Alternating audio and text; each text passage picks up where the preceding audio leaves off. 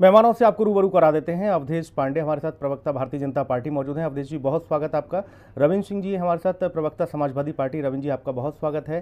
प्रशांत सिंह रायकवार जी, प्रवक्ता कांग्रेस, हमारे साथ हैं। रायकवार साहब, आपका बहुत स्वागत। निरंजन पोद्दार जी, राजनीतिक विश्लेषक, हमारे साथ इस चर्चा में मौजूद हैं।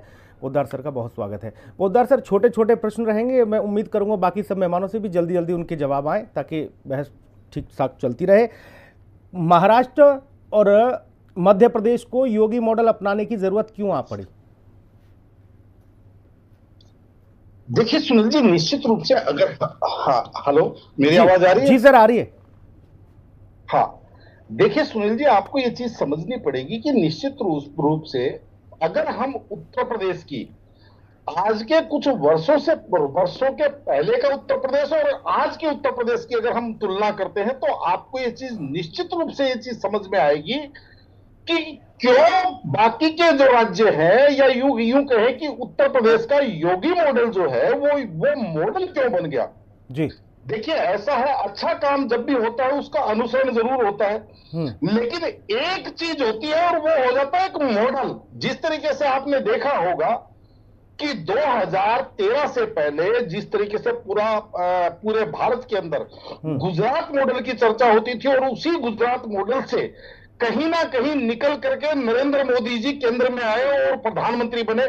उसका कारण क्या था कि गुजरात मॉडल आज जिस तरीके से उत्तर प्रदेश के अंदर आज लोग, उत्तर प्रदेश को यह पता चला है कि उत्तर प्रदेश में इतनी सामर्थ्य है कि वो 1 ट्रिलियन 2 ट्रिलियन की इकोनॉमी बन सकता है। उत्तर प्रदेश के अंदर इतनी सामर्थ्य है कि आज उत्तर प्रदेश भारत का ग्रोथ इंजन बन सकता है। और उसका मुख्य कारण जिस तरीके से उत्तर प्रदेश के अंदर कुछ समय पहले जिस तरीके से आज की तारीख में हर जिले का उत्पाद, यानी कि लोकल फॉर वोकल की बात हो रही है। एक समय ऐसा हुआ करता था कि हर जिला और हर जिले का माफिया, यानी कि हर जिले का अपराध। और आप ये मान के चलिए, जहां अपराध फलता फूलता है वहां पे व्यापार नहीं फल फूल सकता। दोनों चीजों के बीच में बिल्कुल कड़ी, जिसको कहते हैं प्रतिद्वंद्विता है। जहां पे व्यापार फूलेगा वहां अपराध नहीं फूल सकता। तो आज सुनील जी, मैं स्वयं का अनुभव बता रहा हूं। मैं पिछले 5 दिन से काशी विश्वनाथ अयोध्या, चित्रकूट, अयोध्या, काशी विश्वनाथ, यानी कि करीब 3000 किलोमीटर की यात्रा करके आया हूं बाई रोड। और आप यकीन मानिए, मुझे कहीं पे भी एक सिंगल चेक पोस्ट तक नहीं मिली किसी रोड के ऊपर। तो मैं कल परिवार के साथ यही चर्चा कर रहा था। मगर एक समय था जब हम उत्तर प्रदेश के अंदर जाते थे 50 किलोमीटर के अंदर। ठीक है सर। निरंजन पोद्दार जी, कोई भी राज्य सरकार अपने आप में जो भी विजन लेके चलती है, वो ऐसा तो है नहीं तत्काल प्रभाव से साकार हो गया। नया प्रयोग हुआ 24 घंटे 7 दिन वाला टाइप है। 24 घंटे 7 दिन बोले विधानसभा चलाएंगे, उसकी बाकी लोग भूरी भूरी तारीफ कर रहे हैं। समाजवादी पार्टी का तर्क आया कि इससे क्या हो गया, कैसी जन भागीदारी हो गई, ये तो कोई प्रयोग नहीं है। मैं ये समझना चाहता हूं कि ये इस तरह के नए नए जो प्रयोग हो रहे हैं उनसे विकास का एक मार्ग प्रशस्त होगा। उत्तर प्रदेश उसका एक केंद्र है, एपी सेंटर है। देखिए सुनील जी, आपकी अप्रोच कहां से निकलती है? आपकी अप्रोच निकलती है आपकी सोच से।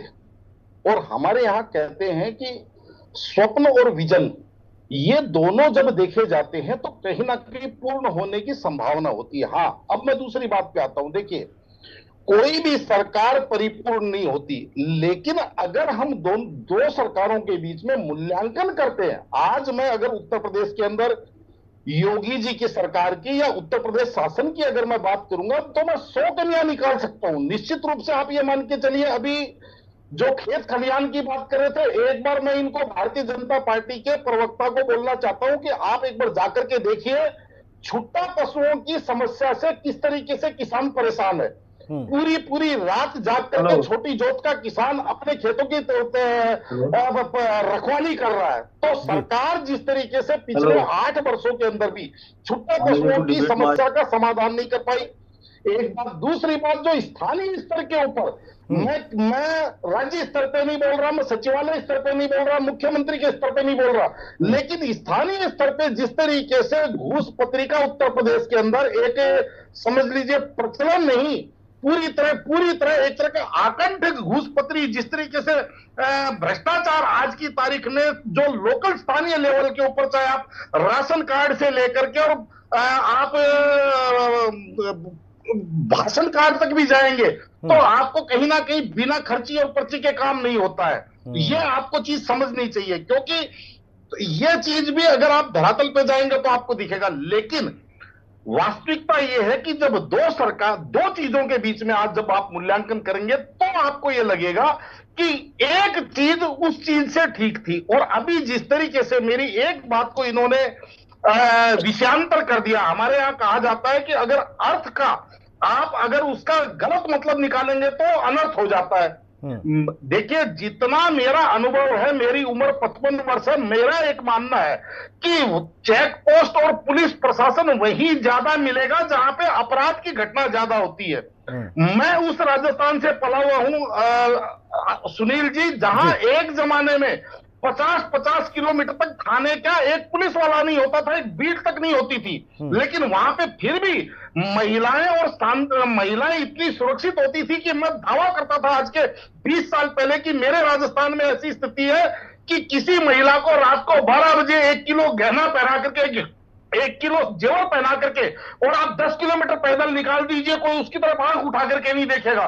तो वो इसलिए क्योंकि वहां पे सामाजिक समरसता, शांति और कानून व्यवस्था अच्छी थी, इसलिए वहां पुलिस नहीं होती थी। तो उसी प्रकार से मैंने आपको कहा था कि एक समय था जब मैं इधर पूर्वांचल की तरफ जाता था तो जगह जगह गाड़ियां चेक होती थी, जगह जगह चेक पोस्ट लगी होती थी, फिर भी मन घबराता रहता था कि कहां हमारे साथ क्या अप्रत्याशित घट जाए, कोई पता नहीं। क्योंकि जिस तरीके से अपराध का बोलबाला था, आज जिस तरीके से, मैं कल ही दिल्ली आया हूं और मैं जिस तरीके से पूरे पूर्वांचल और पूरा समझ लीजिए 3000 किलोमीटर की यात्रा करके, ठीक है सर, आपने बताया कि कानून व्यवस्था चकाचौंध, ठीक है, भाव नजर नहीं आया। ठीक है।